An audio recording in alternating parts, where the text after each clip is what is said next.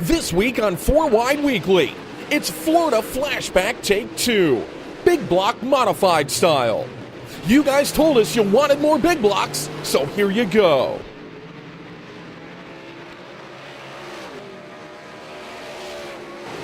Night number 1 of the Super Dirt Car Series Big Block Modifieds in Florida, always a popular sight at the Volusia Speedway Park. And it would feature Danny Johnson pulling out to a commanding lead, and after a few caution flags bunching up the field, Timmy Fuller and Alan Johnson entered into a heated battle for second. But it was the doctor, Danny Johnson, able to pull away to a commanding 12-car lead. But after a monster of a hit by Dave Rauscher in the 48T car, that would bring out the second red flag of the race, as we take a look at that destroyed machine driven by the Big Show. But that would set up a 6-lap shootout for the win. And Timmy Fuller in the 74 would take a shot at Johnson, but would have no luck. Shepard would take a look at third, but no one had anything for the doctor, as Danny Johnson would pull away for the win. Tim Fuller in second, Johnson in third, Shepard in fourth, and Jimmy Horton rounds out the top 5. Danny, congratulations. Survival of the fittest, but you were the fastest. Yeah, I tell you, I got to credit my crew for giving me such a great hot rod. Night number 2 for the big blocks was rained out and forced to be a day show, and it would take a few different tries to get lap 1 into the books in this one, as the dust flies down there in corners number 3 and 4. But when they were able to get going, it was Alan Johnson pulling out to a commanding lead, and no one would have anything for AJ Slideways, as he would win in convincing fashion over Pete Britton, Stuart Friesen, Mario Claire, and Tim Fuller in the top 5. 26 years ago since you pulled off one of these deals here at Volusia. Know it got to feel good. Congratulations. Yeah, it really does. Draw was key today. With the weather, with the sun out and the weather, you had to draw front, and we were just fortunate to get the number 1 draw.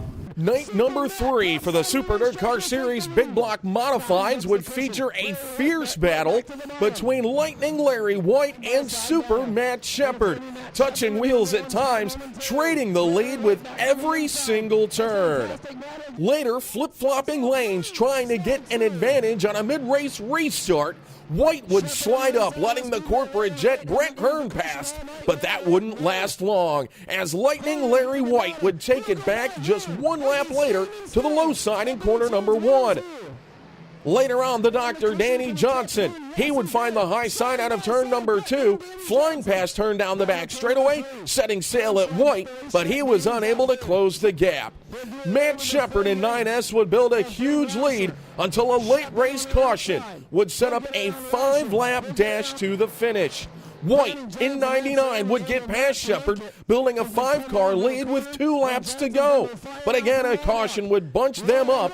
Shepard and White would hit wheels, leaving the door open for the doctor to the inside in corner number 1. Johnson would eventually make his way past White for position number 2, but nobody would have anything for the Superman, Matt Shepard, as he would streak across the line to pick up his first win of the Super Dirt Car Series season.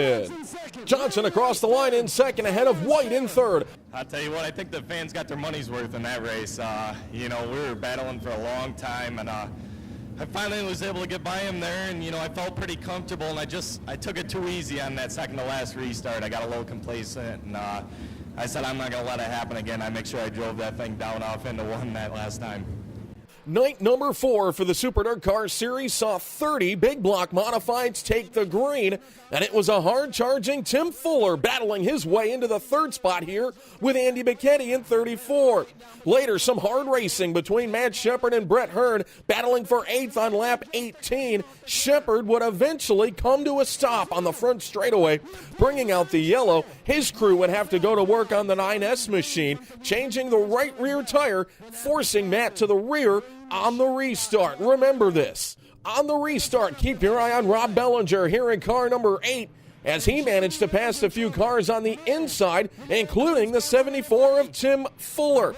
But the man on the move was the 9S machine of Matt Shepard further back, as Bellinger makes another move on the 99L of Larry White into corner number 1. Shepard, though, after changing that right rear tire, truly was the man on the move, picking his way through the field. A series of cautions would bunch the field up, letting Shepherd get up to the top 5 with 11 laps to go, setting Shepherd up to fly on by both Hearn and Larry White, putting him in position number 2, trying to chase down leader Robbie Bellinger in the 8 machine.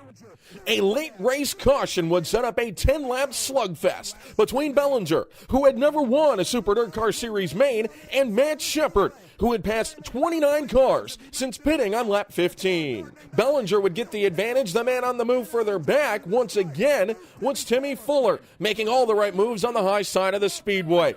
But out in front, it was Robbie Bellinger in car number 8, pulling on to his first Super Dirt Car Series A main victory. Bellinger beat out Matt Shepherd with Hearn in 3rd, Fuller in 4th, and Larry White with his 2nd place finish. Matt Shepherd would go on to win the Gator Championship.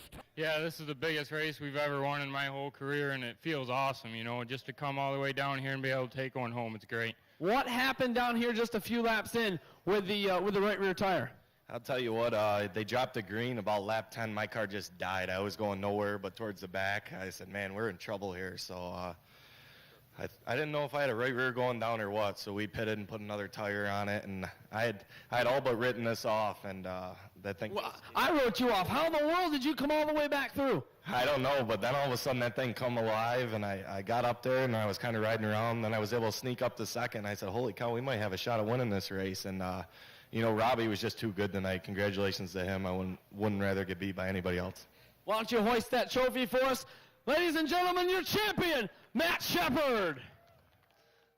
They're bigger, badder, and flat out faster. And now they're coming to your town. It's the world of outlaw sprint cars. C-rating champ Jason Myers, the King Steve Kinzer, Red Hot Donnie Schatz, and all of sprint car racing superstars. Don't miss your only chance to witness the greatest show on dirt. Be there for the Outlaws' return to Calistoga Speedway. Tickets are on sale now, and advanced reserve seats include a free fan pit pass. Best of all, kids general admission just $9. Get them online at worldofoutlaws.com. Saturday, March 31st only. Calistoga Speedway.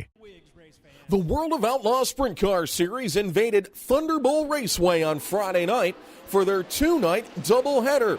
And it was a hard-charging Tim Kading in car number 83 working his way through the field, getting past Jason Sides, and then setting his sights on race leader Steve Kinzer.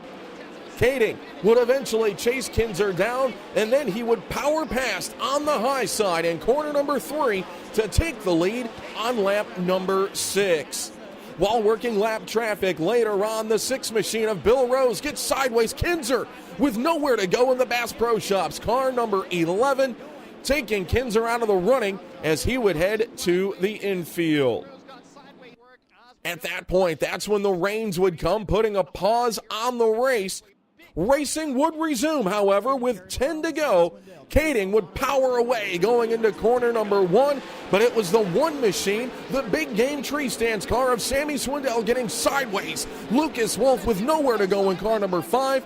Both would go over onto their lid, bringing out the red flag. Each driver was okay. When the race resumed, no one had anything for the Kading machine, as he would outlast the rest of the field and the Reigns to become the first repeat winner on the Outlaw season. Delansky would come across in second, with Sides in third, Terry McCarl in fourth, and Joey Salzana in position number 5. Night number 2 would fall victim to the rains. Man, I don't know. You know, knock off 2 wins out of 3 races with the Outlaws. We're just out here swinging away, hitting home runs all night. We've been good every night. They're 4 wide and coming right at you. It's the world of outlaws sprint cars. C-rating champ Jason Myers, the King Steve Kinzer, Red Hot Donnie Schatz, and all the sprint car racing superstars. They're bigger, badder, and flat out faster. Don't miss your chance to see the greatest show on dirt. The World of Outlaw Sprint Cars return to Silver Dollar Speedway for the Chico Mini Gold Cup weekend. 2 giant shows, March 23rd and 24th. Get your discounted 2-day ticket packages now at worldofoutlaws.com. Silver Dollar Speedway, Chico. With the Mini Gold Cup at Silver Dollar Speedway in Chico coming up next weekend for the World of Outlaw Sprint Car Series, we sat down with a couple of the drivers to see what they think of the track and what their expectations are for the race. To win. I mean, all of our races we go to, we expect to win. So we just got to go in there and be solid. And we've definitely had speed in our car. We just can't finish it off in the feature. So hopefully out here on the West Coast we can figure out a way to finish it off and keep our car up front. Well, I think it's a facility that's got probably the most history behind it, and they've done a lot more racing there than all the other places. But it's any racetrack we go to we like, and it's definitely fun to go there and see the big events that they put on.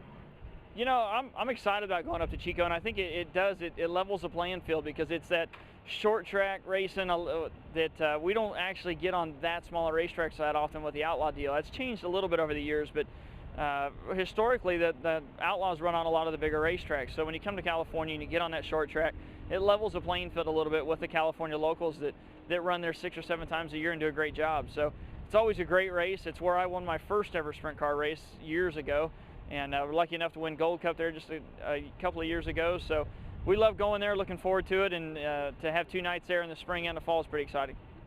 Well, it's just they've had a pretty good local show where they run quite a few races there during the year, so those guys get pretty tuned into that place. And out here most of these are smaller or heavier, bumpier tracks than what we usually get back east. So it's different, but there too I've run well most of the time. Over the last few years we've had a little more experience maybe there with running for Tom Rolfe and his car. So looking forward to being there and hopefully getting a win. It's definitely something we look forward to, because Chico, we've got the Gold Cup coming there in when is that, September, and it's a big race, so we need to run good there, and we're looking forward to it. Hopefully you'll get a good run and we have a solid foundation for when we come back in September.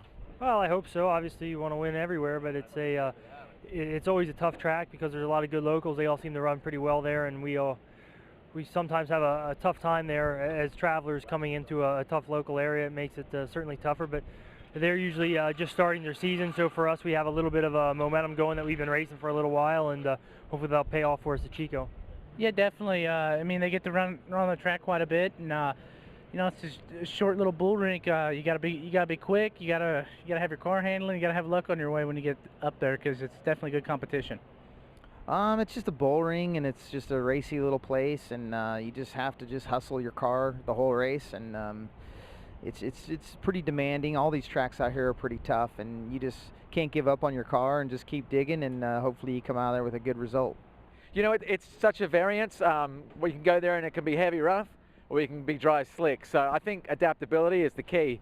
Adapting to the racetrack and being on top of it for the conditions. Be sure to join us for next week's edition of 4 Wide Weekly as we bring you all the highlights from the Mini Gold Cup at Silver Dollar Speedway in Chico, California.